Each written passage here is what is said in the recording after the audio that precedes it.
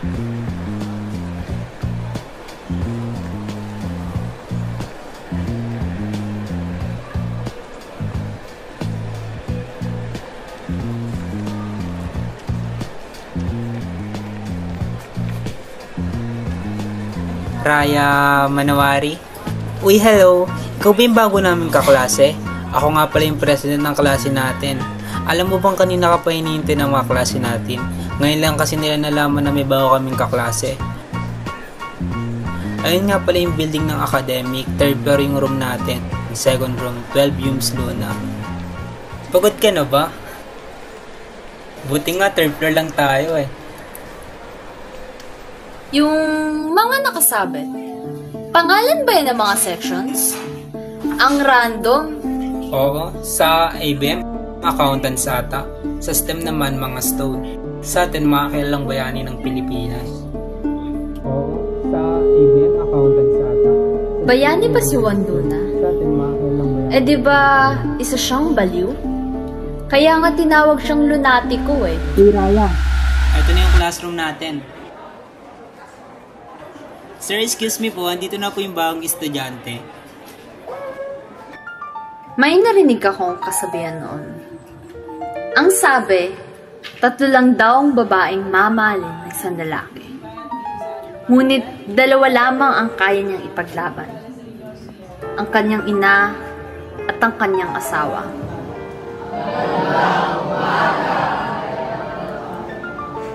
Ang tanong ko, sino ang ikatlong babae? At bakit kailangan may pangatlo pang iibigin kung 2 lang naman ang kaya nitong buhayin? Isa itong kabaliw-baliw.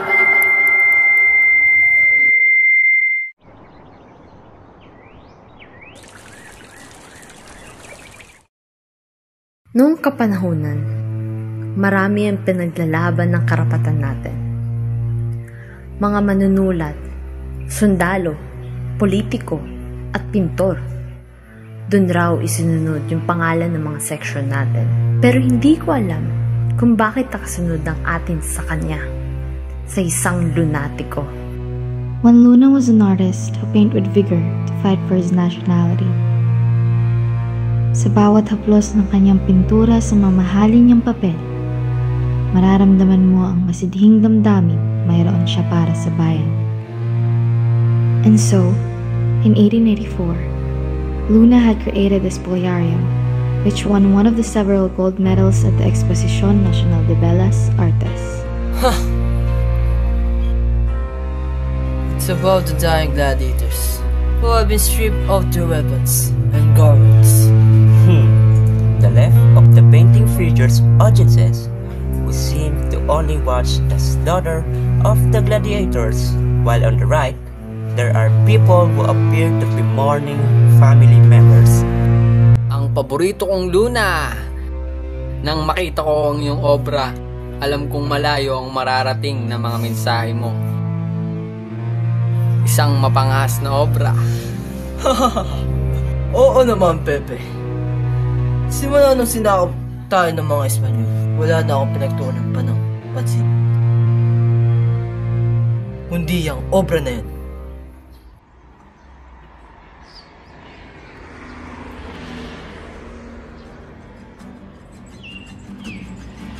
Pamanin, binibin. Tot, hindi kita nabig aking mata. Ang iyong mga panapag, maaari ba kita na sa isang mato? Teka, sadali lamang. Asa na naman si Juan? Mukhang may bagong natitipuan ng ating bagong tiktot, no? Ganun ba? Mukhang sa'yo lubos na maswerte. Sa'yo anak rin ng isang kilalang artist sa Paris, si Maria de la Paz. Yaman na yan, tara na. Mula nga noon, hindi na lang ang pagpinta ang laman ng puso ni Luna. Nagbabadya ang hangin na nakapalipot sa'kin. Tila merong payawatig, ako'y nananapig. Di naman napilitan, kusa na lang naramdaman. Ang di inaasahang papunay ng kalawa. sa paligid umawit-awit. Natutulala sa nakakaakit-akit mo. Tinatangi, napapangiti mo ang aking puso. Giliw, di mapigil ang puso. Ang damdamin ko, mukhang mapapaamin mo, amin mo. Giliw, nagpapahiwating na sa'yo. Damdamin ko, napagtanto na gusto kita. In 1886, when Luna was 29 years old, he married the love of his life, Maria de la Paz Bardo de Tavera, or simply Paz.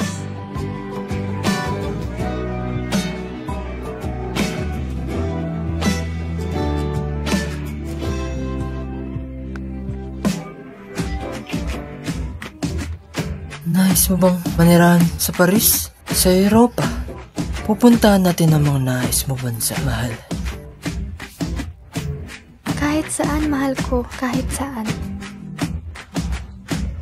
Nang maikasal na, naglayag ang dalawa papuntang Europa. Pumunto sila sa Venice at Roma bago nanatili sa Paris, kung saan namuhay silang masaya bilang mag-asawa.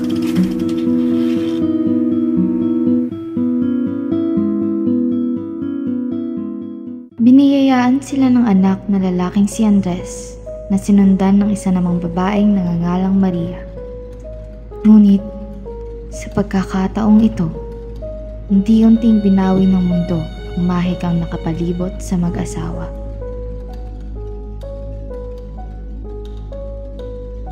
Mierda! Andres! Tulungan mo ang iyong ina! Buksan mo ang sasakyan!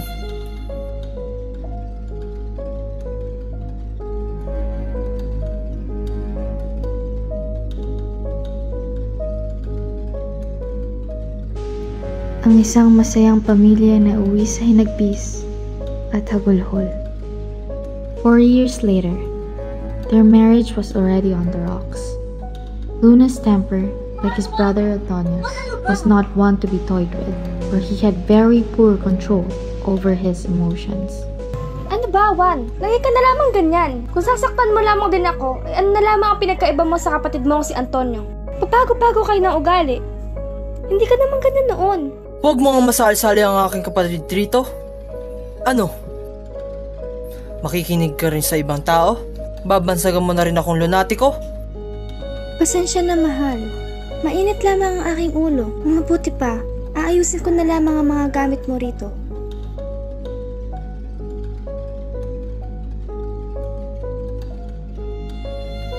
Alam mo ba, may nakilala kong kaibigan sa Paris nung ako'y nagbakasyon doon. Ang ngalan niya ay Dusac. Isang lalaki, ngunit nanobya naman daw siya. Tinulungan niya akong bumili ng mga pangangailangan ko doon. Mabuti nga at may umagapay sa akin eh. Dusac ka mo, ha? Oo, Juan. May tumatawag. Maaari mo ba itong sagutin? Baka yan importante.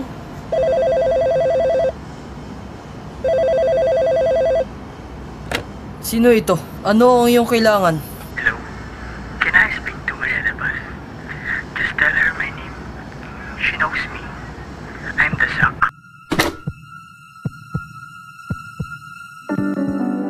Tama na, Juan. Itigil mo na yan.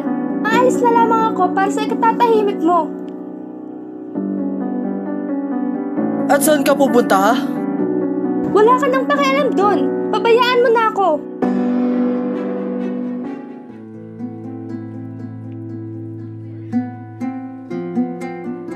Ah, dito ka pala pumunta, ha? Sa kalaguyo mo. Hindi ka nanaya sa mga anak mo. At ikaw! Bumalik ka na lang sa Paris bago ko pakitilin yung buhay mo. Excuse me, sir. I cannot understand you. And we're not in this girl. Punyeta! Pupama kayo lang dito. Ano ka, Juan? Itigil mo na yan. Wala kaming ginagawang masama. Nagkataon lamang ang nangyari. Nagkataon? Papaliwanag ako sa'yo. Gagawin mo pa ako mangmang. Dito ka magpaliwanag.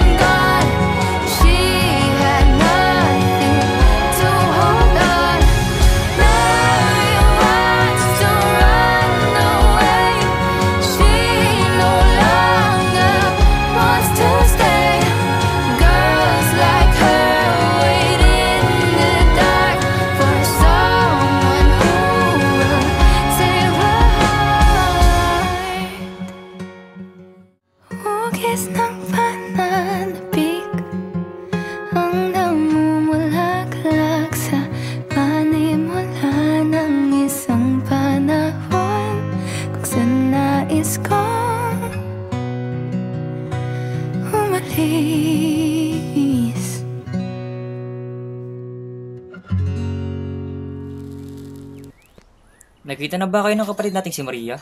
Di pa nga eh. Tagal ko na nga dinadalaw si Maria. Saktong-sakto. Napapamarin tayo nila inig sa kanilang bahay. Kahit naman daw. Hindi ko sigurado eh. Pero mukhang tungkol yan kay Maria at sa stock niyang asawa. Anak? Maria? Maria? Nay, pas! Hindi na pa ako tumatawag. Ako pa hindi mo narinig. Ano nangyari sa'yo, anak? Okay ka lang ba? Kamusta ka? Sinong gumaneto sa'yo? Si Luna ba? Umamin ka! Si Luna ba ang gumaneto sa'yo? Anong yan talagang Luna yan? Isang lunati ko? Paano niya nagawa to sa sarili niyang asawa? Sabi ko na nga ba, una pa lang, sama na kutob ko sa Luna na yan. Ano, lakarin na natin? Sa kabilang baryo lang naman yan. Tara! Ayos na ako. Kayo po, kamusta? Buti po ba ang kalagayan niyo? Mabuti ko magkape na lang tayo sa labas. Ako bilang kansal.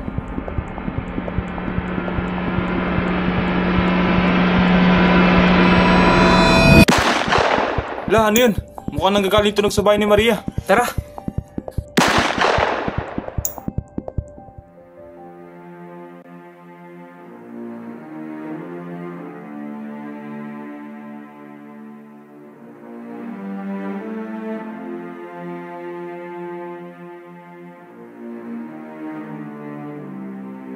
Limang buwan matapos patayin ni Juan ang asawa at binan, noong February 1893, pinatawan ng kasong pagpatay si Juan Luna sa Paris, ngunit isang araw lamang na pagdinig sa korte ay binasura agad ang kaso ni Luna. Binayaran niya ito ng 40 francs o mahigit 2,000 piso lamang. Matapos may basura ang kaso, lumipad pabalik ng Pilipinas si Juan Luna upang kalimutan ang buhay sa Paris. Maligayang pagbabalik sa bansang aking pinakamamahal. Juan Luna, inaaresto ka namin sa salang pagsisimula ng rebelyon. Ibig sabihin nito? Sa pagkakataong ito, nakulong si Juan. Ngunit hindi na yata sa kanya ang buhay bilanggo dahil nakalaya rin siya at muling bumalik sa Espanya upang maging kinatawanan ng bansang Pilipinas. Doon nagpatuloy ang pamamayagpak ni Luna. Sa kabila ng pagkakakulong, nakatanggap pa rin siya ng mga parangal at pagkilala dahil sa mga obra. Naging pabalik-balik rin ang pagpunta't paroon ni Luna sa Pilipinas at Europe upang suportahan ng pinaplanong pag-aaklas ng kanyang kapatid laban sa mga Espanyol. Ngunit bago pa man nila may sagawa ang kanilang pagpaplano, may papatay ang kanyang kapatid na si Antonio. Upang mailigtas ang sariling buhay, lumipat patungong Hong Kong si Juan. Ngunit namatay rin, dulot ng pagkatake sa puso.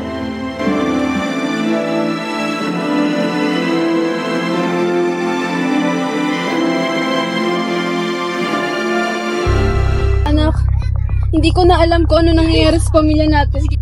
Sunod-sunod na ang pagkamatay ng iyong mga kapatid. Hindi ko kayang kapatid ko mawala sa akin. Tina, di ako naniniwala na siya ay natake sa puso. Anong ibig mong sabihin? Tingin ko siya ay nilason. Ano? Binigo tayo ng mga Pilipino. Tulad ng pagtalikod sa atin ni Aguinaldo. Ang sabi ng kanyang kapatid na biyasang doktor, sadya rin ang pagkamatay ni Juan gaya ng pagpapapatay kay Antonio. Ngunit walang naniwala rin. Dahil sino nga ba ang magbibigay pansin sa isang lunatikong pinatay ang kanyang asawa? Ang sabi nila, 3 lang daw ang babaeng mamahalin ng isang lalaki. Ngunit 2 lamang ang kaya niyang ipaglaban. Ang kanyang ina at ang kanyang asawa. Sino mag-aakala ng 3 babaeng mamahalin nila ay ang inang bayan? Lunatiko, baliw. Iyon ang naging bansag sa 2 magpatid.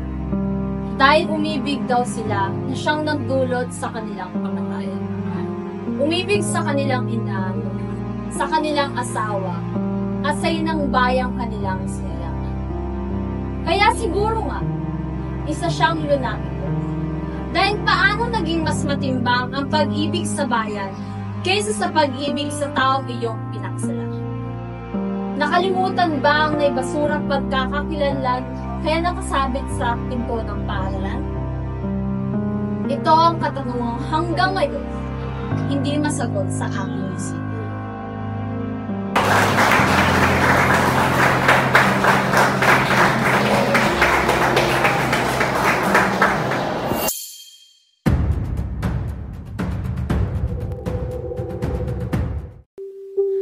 I don't love you anymore.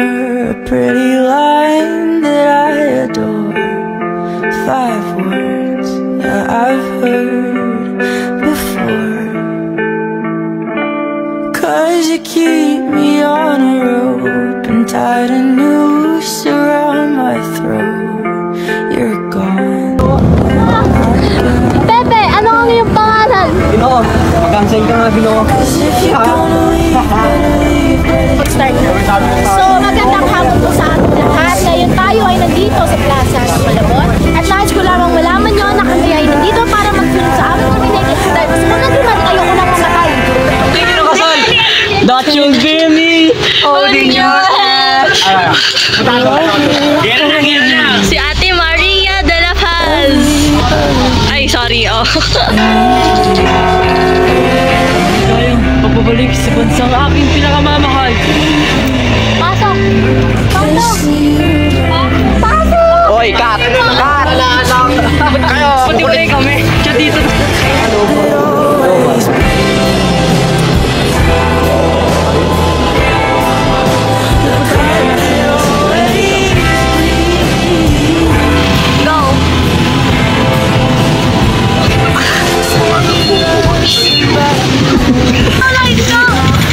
Sabihin mo, tanggol, sumuko ka na! Batukan mo! Patay, tanggol! Patay! Ano mo sasabi mo, Alay? Napakabait talagang in-entertain. 10 over 10. 10 over 10.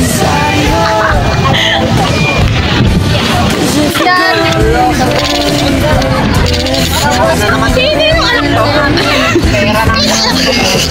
Pera namin na. Okay. Okay po. Okay po. Videographer. Kilala. Tingnan mo sa loob. Kung ano kayo matanda. Kaming kain po, bago umuwi, kasi pagod na. Ayan po, pagod na po siya. Siya rin po. Ito rin po, pagod na. Ayan na po. Bye. That always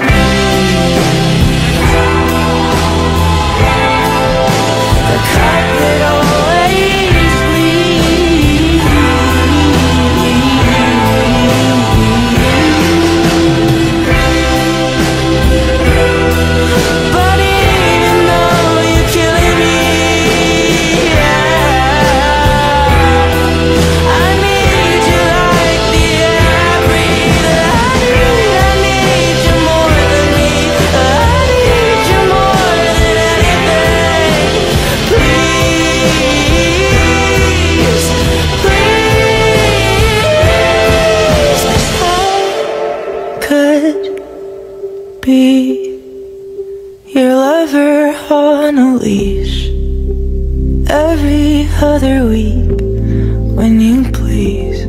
Oh, I could be anything as long as you don't leave the cup that always